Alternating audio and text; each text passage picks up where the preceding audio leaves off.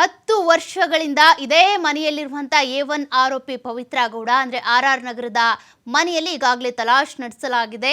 2 ಗಂಟೆಗಳ ಕಾಲ 3 ಫ್ಲೋರ್ನ ಡ್ಯೂಪ್ಲೆಕ್ಸ್ ಮನೆಯಲ್ಲಿ ಪವಿತ್ರ ಗೌಡ ವಾಸವಿದ್ರು. ಆ ಮನೆಯಲ್ಲಿ ಈಗ ಇಂಚಿಂಚು ಬಿಡದೇ ಇರೋ ರೀತಿಯಾಗಿ ಪೊಲೀಸರು FSL ತಂಡ ಮಹಜರು ಮಾಡಲಾಗಿದೆ.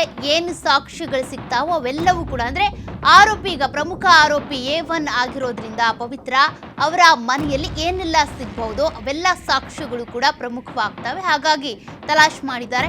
ಪವಿತ್ರ ಗೌಡ ಮನೆಯಲ್ಲಿ ಕೆಲಸಗಾರನಾಗಿ A3 ಆರೋಪಿ ಪವನ್ ಕೆಲಸ ಮಾಡ್ತಾ ಇದ್ದ.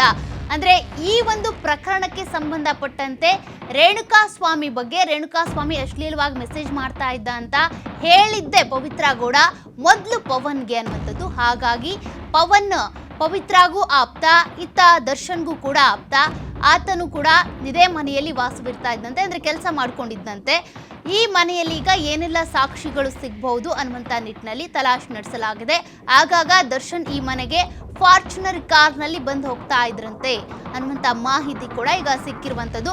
ಅಕ್ಕಪಕ್ಕ ಮನೆಯವರ ಜೊತೆ ಪವಿತ್ರಾಗೆ ಸಂಪರ್ಕನೇ ಇರಲಿಲ್ಲಂತೆ. ಈ ಮನೆಯಲ್ಲಿ 10 ವರ್ಷಗಳಿಂದ ವಾಸವಾಗಿದ್ರು ಕೂಡ ಅಕ್ಕಪಕ್ಕದವರ ಜೊತೆಗೆ ನಿಕಟ ಬಾಂಧವ್ಯನೂ ಇರಲಿಲ್ಲ, ಸಂಪರ್ಕನೂ ಇರಲಿಲ್ಲ.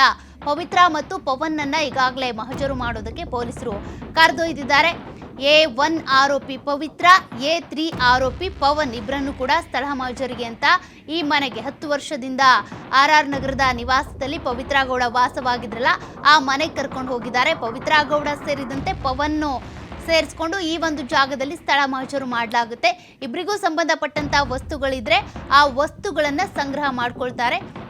ಈಗಾಗಲೇ 2 ಗಂಟೆಗಳ ಕಾಲ ನಡೆದಂತ ಸ್ಥಳ ಮಹಜರಿನಲ್ಲಿ ಏನೆಲ್ಲ ವಸ್ತುಗಳು ಸಿಕ್ಕಿರಬಹುದು, ಆ ವಸ್ತುಗಳು ತನಿಖೆಗೆ ಯಾವ ರೀತಿಯಾಗಿ ಟ್ವಿಸ್ಟ್ ಕೊಡುವಂತಹ ಅಥವಾ ತಿರುವು ಕೊಡುವಂತಹ ವಸ್ತುಗಳಾಗ್ತವೆ, ಸಾಕ್ಷ್ಯಗಳಾಗ್ತವೆ ಅನ್ನೋದು ಕೂಡ ಸದ್ಯಕ್ಕೆ ಇರುವಂತಹ ಒಂದು ರೀತಿಯ ಇಂಟ್ರೆಸ್ಟಿಂಗ್ ವಿಚಾರ.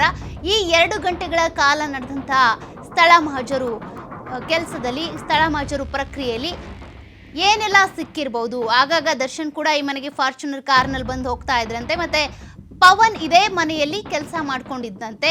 ಪವನ್ಗೆ ಸಂಬಂಧಪಟ್ಟಂತ ವಸ್ತುಗಳು ಸಿಗಬಹುದು. ಮತ್ತೆ ಪವಿತ್ರ ಗೌಡ ವಸ್ತುಗಳನ್ನು ಕೂಡ ಈ ಒಂದು ಮಹಜರು ಸಂದರ್ಭದಲ್ಲಿ ವಶಪಡಿಸ್ಕೊಂಡಿರ್ಬೋದು. ಏನೆಲ್ಲ ವಸ್ತುಗಳು ಸಿಕ್ಕಿದಾವೆ, ತನಿಖೆಗೆ ಹೇಗೆ ಸಹಕಾರ ಕೊಡ್ತಾವೆ ಈ ಸಾಕ್ಷ್ಯಗಳು ಅನ್ನೋದನ್ನು ಕೂಡ ಕಾದು ನೋಡ್ಬೇಕಿದೆ.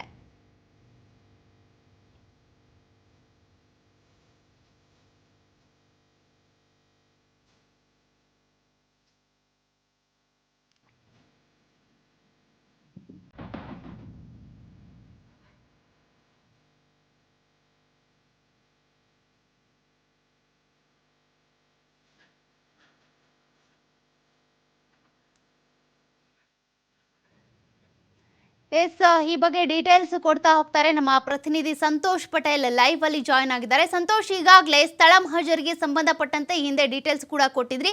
ಈಗಾಗಲೇ 2 ಗಂಟೆಗಳ ಕಾಲ ಸ್ಥಳ ಮಹಜರು ಮಾಡಲಾಗಿದೆ A1 ಆರೋಪಿ ಪವಿತ್ರ ಮನೆಯಲ್ಲಿ. ಆ ಮನೆಯಲ್ಲಿ ಪವನ್ಗೆ ಸಂಬಂಧಪಟ್ಟಂತೆ ಮತ್ತೆ ಪವಿತ್ರಾಗೆ ಸಂಬಂಧಪಟ್ಟಂತೆ ಏನಾದರೂ ವಸ್ತುಗಳು ಸಿಗ್ತಾವ ಅನ್ನುವಂಥ ನಿಟ್ಟಿನಲ್ಲಿ ಇಂಚಿಂಚು ಕೂಡ ಮೂಲೆಗಳನ್ನ ಬಿಡದೆ ಮಹಜರು ಮಾಡಿದಾರಂತೆ. ಏನೆಲ್ಲ ಸಾಕ್ಷಿಗಳು ಸಿಕ್ಕಿದಾವೆ ಅನ್ನೋದ್ರ ಬಗ್ಗೆ ಏನಾದರೂ ಮಾಹಿತಿ ಲಭ್ಯ ಆಗಿದೆಯಾ?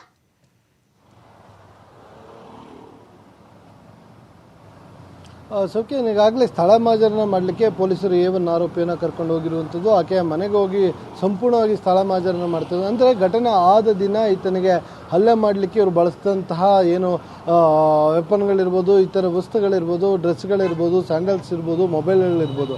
ಸೊ ಆ ಸಂದರ್ಭದಲ್ಲಿ ಅವನು ಸತ್ತಂಥ ಸಂದರ್ಭದಲ್ಲಿ ಅದರ ರಕ್ತದ ಕಲೆಗಳಿರ್ಬೋದು, ಇಲ್ಲ ಅವ್ರು ಬಂದೋಗಿರುವಂತಹ ಪ್ರಿಂಟ್ಸ್ಗಳಿರ್ಬೋದು, ಇವು ಸಿಗ್ಬೋದು ಅನ್ನೋ ಕಾರಣಕ್ಕೆ ಸ್ಥಳ ಮಹಜರನ್ನ ಮಾಡಲಾಗ್ತಾ ಇದೆ. ಅಂದರೆ ಅವತ್ತು ಆ ಮನೆಯಿಂದನೇ ಬಂದಿದ್ರು, ವಾಪಸ್ ಮನೆಗೆ ಹೋಗಿದ್ರು ಅಂತೇಳಿ ಅದಕ್ಕಾಗಿ FSL ಟೀಮನ್ನು ಕೂಡ ಕರೆಸ್ಕೊಂಡಿರುವಂಥದ್ದು. FSL ಟೀಮ್ ಕೂಡ ಹೋಗಿದೆ. ಅಲ್ಲಿ ಹೋಗಿ ಏನಾದರೂ ಸಾಕ್ಷ್ಯಾಧಾರಗಳು ಸಿಗ್ಬೋದಾ ಅನ್ನೋ ನಿಟ್ಟಿನಲ್ಲಿ ಅವರು ಕೂಡ ಈಗಾಗಲೇ ಏನು ಮಹಜರ ಸ್ಥಳಕ್ಕೆ ಹೋಗಿರುವಂಥದ್ದು, ಅವರ ಮನೆಯಲ್ಲಿ ಪರಿಶೀಲನೆ ನಡೆಸ್ತಾ ಇರುವಂಥದ್ದು. ಆದರೆ ಏನೆಲ್ಲ ಮಾಹಿತಿಗಳು ಸಿಕ್ಕಿದೆ ಅನ್ನೋದು ಇನ್ನೂ ಕೂಡ ಸ್ಪಷ್ಟವಾಗಿಲ್ಲ. ಅದನ್ನು ಪೊಲೀಸರು ಏನೋ ಪ್ರಕರಣದ ತನಿಖಾ ಹಂತದಲ್ಲಿ ಅವೆಲ್ಲವನ್ನು ಕೂಡ ಬಳಸ್ತಾರೆ, ಅವ್ರ ಮನೇಲಿ ಏನು ಸಿಕ್ಕಿತ್ತು ಏನು ಸಿಕ್ಕಿಲ್ಲ ಅಂತ. ಬಟ್ ಇದು ಆರಂಭದ ಹಂತದಲ್ಲಿ ಏನಿದ್ರು ಸ್ಥಳ ಮಾಜರನ್ನು ಮಾಡಬೇಕಾಗುತ್ತೆ. ಯಾವುದೇ ಒಂದು ಪ್ರಕರಣ ಆದಾಗ, ಯಾವುದೇ ಒಂದು ಕೃತ್ಯ ಆದಂಥ ಸಂದರ್ಭದಲ್ಲಿ, ಅದು ಯಾವುದೇ ಕ್ರಿಮಿನಲ್ ಚಟುವಟಿಕೆ ಆದರೂ ಕೂಡ ಬಂಧಿತ ಆರೋಪಿ ಏನಿರ್ತಾನೆ ಆತನನ್ನು ಕರೆದುಕೊಂಡು ಹೋಗಿ ಸ್ಥಳ ಮಾಜರನ್ನು ಮಾಡಬೇಕು. ಮತ್ತು ಆತ ಕೃತ್ಯಕ್ಕೆ ಬಳಸಿದಂಥ ವಸ್ತುಗಳಿರುತ್ತೆ ಅದನ್ನು ಅವರು ರಿಕವರಿ ಮಾಡಬೇಕು. ಒಂದು ವೇಳೆ ರಿಕವರಿ ಮಾಡದೆ ಹೋದರೆ, ಆ ವಸ್ತುಗಳು ಸಿಕ್ಕದೆ ಹೋದರೆ, ಅವು ಮುಂದಿನ ದಿನಗಳಲ್ಲಿ ಇಡೀ ಪ್ರಕರಣದ ತಿರುವನ್ನು ಬೇರೆ ರೀತಿಯ ತೆಗೆದುಕೊಳ್ಳುತ್ತೆ. ಮತ್ತಿಲ್ಲ ಪೊಲೀಸರು ಮಾಡಿರುವಂತಹ ಪ್ರಕರಣ ಸಂಪೂರ್ಣವಾಗಿ ಕೋರ್ಟ್ ಮೆಟ್ಟಿಲಲ್ಲಿ ಬಿದ್ದೋಗುವಂಥದ್ದು. ಅಂದರೆ ಟ್ರಯಲ್ಗೆ ಯಾವಾಗ ಬರುತ್ತೆ ಆ ಸಂದರ್ಭದಲ್ಲಿ ಸಾಕ್ಷ್ಯಾಧಾರಗಳ ಕೊರತೆ ಬರ್ತಾ ಹೋಗುತ್ತೆ. ಆ ಸಂದರ್ಭದಲ್ಲಿ ಪ್ರಕರಣ ನಿಲ್ಲೋದಿಲ್ಲ. ಅದರಿಂದ ಸುಲಭವಾಗಿ ಆರೋಪಿ ತಪ್ಪಿಸ್ಕೊಂಡು ಹೊರಬರುವಂಥ ಸಾಧ್ಯತೆಗಳಿರುತ್ತೆ. ಸೊ ಈ ರೀತಿಯಾಗಿ ಈ ಪ್ರೊಸೀಜರ್ ಮಾಡುವಂಥ ಸಂದರ್ಭದಲ್ಲಿ ಇಡೀ ಪ್ರಕರಣದಲ್ಲಿ ಭಾಗಿಯಾಗಿರುವಂಥ ಆರೋಪಿಗಳು ಒಂದೊಂದು ಸ್ಟೆಪ್ನಲ್ಲಿ ಒಬ್ಬೊಬ್ಬರು ಒಂದೊಂದು ಹಂತದ ಕೆಲಸವನ್ನು ಮಾಡಿರುವಂಥದ್ದು. ಒಬ್ಬರು ಚಿತ್ರದುರ್ಗಕ್ಕೆ ಹೋಗಿರುವಂಥದ್ದು, ಒಬ್ಬರು ಫೋನ್ ಮಾಡಿರುವಂಥದ್ದು, ಒಬ್ಬರು ಚಾಟ್ ಮಾಡಿರುವಂಥದ್ದು, ಒಬ್ಬರು ಕಿಡ್ನಾಪ್ ಮಾಡಿ ಕರ್ಕೊಂಬಂದಿರುವಂಥದ್ದು, ಇನ್ನು ಕೆಲವರು ಶೆಡ್ನ ಬುಕ್ ಮಾಡ್ಕೊಂಡಿರುವಂಥದ್ದು, ಶೆಡ್ ಕೊಟ್ಟಿರುವಂಥದ್ದು, ಹೀಗೆ ಹಲವು ಆಯಾಮದಲ್ಲಿ ಪೊಲೀಸರು ತನಿಖೆಯನ್ನು ಮಾಡಬೇಕಾಗುತ್ತೆ. ಕೆಲವರು ಕಾರುಗಳನ್ನು ಕೂಡ ಯೂಸ್ ಮಾಡಿದ್ದಾರೆ. ಸೊ ಯಾರು ಯಾರಿಗೆ ಕೊಟ್ಟಿದ್ದಾರೆ, ಯಾರು ಯಾವ ರೀತಿಯಾಗಿ ಇಡೀ ಟೀಮ್ ಕೆಲಸವನ್ನು ಮಾಡಿತ್ತು. ಸೊ ನಾವೇನು ಅಂಬ್ರೆಲಾ ಮಾದರಿಯಲ್ಲಿ ಕೆಲಸಗಳು ನಡೀತೆ ಅಂತೀವಿ, ಛತ್ರಿ ಏನು ಹೇಳ್ತೀವಿ, ಸೊ ಆ ರೀತಿಯಾಗಿ ಅದೊಂದು ಅಂಬ್ರೆಲಾ ಮಾದರಿಯಲ್ಲಿ ಇಡೀ ಟೀಮ್ ಕೆಲಸ ಮಾಡಿರುತ್ತೆ. ಅದು ಯಾವುದೇ ಪ್ರಕರಣ ಆಗಿದ್ರೂ ಕೂಡ ಇದೇ ರೀತಿಯಾಗಿ ನಡೆಯುವಂಥದ್ದು. ಸೊ ಆ ಮಾದರಿಯಲ್ಲಿ ಪೊಲೀಸರು ಈಗಾಗಲೇ ತನಿಖೆಯನ್ನು ನಡೆಸ್ತಾ ಇರುವಂಥದ್ದು. ಹೀಗಾಗಿ ಸ್ಥಳ ಮಾಜರನ್ನು ಮಾಡ್ತಾ ಇದ್ದಾರೆ. ಇವತ್ತು ಕೂಡ ದರ್ಶನ್ ಅವ್ರನ್ನ ಮೈಸೂರಿಗೆ ಕರ್ಕೊಂಡು ಹೋಗ್ತಾರೆ ಅನ್ನೋದಿತ್ತು. ಸ್ಥಳ ಮಾಜರಿಗೆ ಇವತ್ತು ಬಹುತೇಕ ಕರ್ಕೊಂಡು ಹೋಗುವಂಥ ಸಾಧ್ಯತೆ ಕಡಿಮೆ ಇದೆ.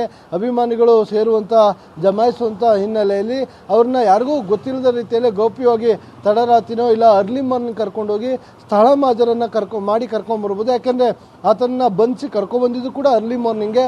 ಸೊ ಹೀಗಾಗಿ ಅರ್ಲಿ ಮಾರ್ನಿಂಗ್ ಮೈಸೂರಿಗೆ ಕರ್ಕೊಂಡೋಗಿ ಮಾಜರ್ ಮಾಡ್ಕೊಂಡ್ಬರುವಂಥ ಸಾಧ್ಯತೆ ಇರುವಂಥದ್ದು. ಅದರ ಜೊತೆಗೆ ಇತರ ಆರೋಪಿಗಳು ನಂದೀಶ್ ಇರ್ಬೋದು, ವಿನಯ್ ಇರ್ಬೋದು, ದೀಪಕ್ ಇರ್ಬೋದು. ಸೊ ಇವರುಗಳ ಪಾತ್ರಗಳೇನಿತ್ತು ಆ ಪಾತ್ರದ ಬಗ್ಗೆ ಈಗಾಗಲೇ ಪೊಲೀಸರು ತನಿಖೆಯನ್ನು ನಡೆಸ್ತಾ ಇದ್ದಾರೆ. ಮಾಹಿತಿಯನ್ನು ಸಾಕಷ್ಟು ಕಲೆ ಹಾಕಿರುವಂಥದ್ದು. ಆ ಕಲೆ ಹಾಕಿರುವಂಥ ಮಾಹಿತಿಯಲ್ಲಿ ವಿಟ್ನೆಸಸ್ ಅಂತ ನಾವೇನು ಹೇಳ್ತೀವಿ ಅದು ಕೂಡ ಸಾಕಷ್ಟು ಸಿಕ್ಕಿದೆ. ಆಮೇಲೆ ಇಷ್ಟು ಆರೋಪಿಗಳು ಹೇಳಿಕೆಯನ್ನು ಕೊಡಬೇಕಾದ್ರೆ ಒಂದಕ್ಕೊಂದು ಸಂಬಂಧ ಇಲ್ಲದ ರೀತಿಯಲ್ಲಿ ಹೇಳಿಕೆಯನ್ನು ಕೊಟ್ಟಿರುವಂಥದ್ದು ಇಡೀ ಪ್ರಕರಣದಲ್ಲಿ ಇವರಿಗೆ ಮುಳುವಾಗಿರುವಂಥದ್ದು. ಎಲ್ಲರೂ ಒಂದೇ ನಿರ್ಧಾರಕ್ಕೆ ಬಂದಿದ್ರೆ, ಒಂದೇ ನಿಲುವಿಗೆ ಬಂದಿದ್ರೆ ಈ ಪ್ರಕರಣ ಯಾವಾಗಲೂ ಅಂತ್ಯವನ್ನು ಕಾಣ್ತಾ ಇತ್ತು. ಒಬ್ಬೊಬ್ಬರು ಒಂದು ರೀತಿಯ ಹೇಳಿಕೆಗಳನ್ನು ಕೊಟ್ಟಿರುವಂಥದ್ದು ಇಡೀ ಪ್ರಕರಣಕ್ಕೆ ಬೇರೆ ತಿರುವನ್ನು ಪಡ್ಕೊಂಡಿರುವಂಥದ್ದು. ಹೀಗಾಗಿ ಪೊಲೀಸರು ಕೂಡ ಅವರು ನೀಡಿರುವ ಹೇಳಿಕೆಗಳನ್ನು ಆಧರಿಸಿ ತನಿಖೆಯನ್ನು ಮಾಡ್ತಾ ಹೋಗ್ತಾ ಇದ್ದಾರೆ. ಸೊ ಒಟ್ಟಾರೆಯಾಗಿ ಈಗಾಗಲೇ ಬಂಧನ ಸುಮಾರು 16 ಜನ ಇದುವರೆಗೂ ಅಧಿಕೃತವಾಗಿ ಪೊಲೀಸರು ಬಂಧನ ಮಾಡಿರುವಂಥದ್ದು. ಅದಲ್ಲದೆ ಇನ್ನೂ 3 ರಿಂದ 4 ಜನ ಆರೋಪಿಗಳಿದ್ದಾರೆ ಅಂತ ಹೇಳಲಾಗ್ತದೆ. ಸೊ ಅವರನ್ನು ಯಾವುದೇ ಕ್ಷಣದಲ್ಲಿ ಬೇಕಾದ್ರೆ ಬಂಧಿಸಬಹುದು. ಇನ್ನು ಕೆಲವ್ರನ್ನ ವಿಚಾರಣೆಯನ್ನು ಮಾಡ್ಬೋದು, ಇನ್ನು ಕೆಲವ್ರನ್ನ ಸಾಕ್ಷಿಯಾಗಿ ಪರಿಗಣಿಸಬಹುದು. ಒಟ್ಟಾರೆಯಾಗಿ ಇಡೀ ಪ್ರಕರಣವನ್ನು ಎಲ್ಲೂ ಹಳ್ಳ ಹಿಡಿಯದ ರೀತಿಯಲ್ಲಿ ಪೊಲೀಸ್ ಅಧಿಕಾರಿಗಳು ತಮ್ಮ ತನಿಖೆಯನ್ನು ಮುಂದುವರಿಸಿರುವಂಥದ್ದು. ಸೌಖ್ಯ. Thank you Santosh ಡೀಟೇಲ್ಸ್ಗೆ.